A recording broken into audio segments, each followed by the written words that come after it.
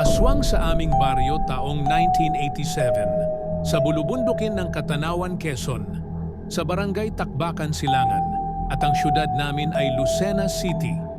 At dito ako pinanganak at dito na rin lumaki hanggang sa dito na rin kami nanirahan sa Katanawan.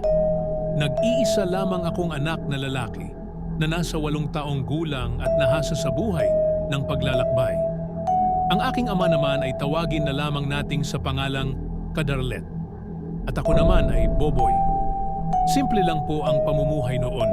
Payak, tahimik at payapa. Ako ang panganay sa 4 naming magkakapatid at nag-iisang lalaki.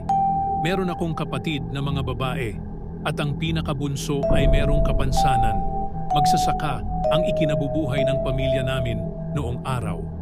Sagana sa pagkain, subalit salat sa ibang pangangailangan, malinaw na sa aking kaisipan ang mga bagay-bagay na nangyayari noon at alam ko na rin ang mundo kong ginagalawan. Ang aking mga magulang ay isang masugid na taga-suporta ng mga rebelding NPA kung tawagin ang tatay ko ay si Kadarlet at nanay ko naman ay si Kalinda, ang tiyuhin na si Kanelson at ang tiyahin ko na si Kamel. Siya ay asawa ni Kanelson. Merong isang pangyayari na hindi ko makakalimutan na noong panahon yon na pag-utusan ng pamunuan na lutasin ng tatay ko ang isang problema mag-asawa sa ibang barangay, Barangay Magsaysay, na halos kung ilang kilometro ang layo sa aming barangay. At ang pagkakaalam ko ay bayan na ng mga Mulanay sa lalawigan ng Quezon.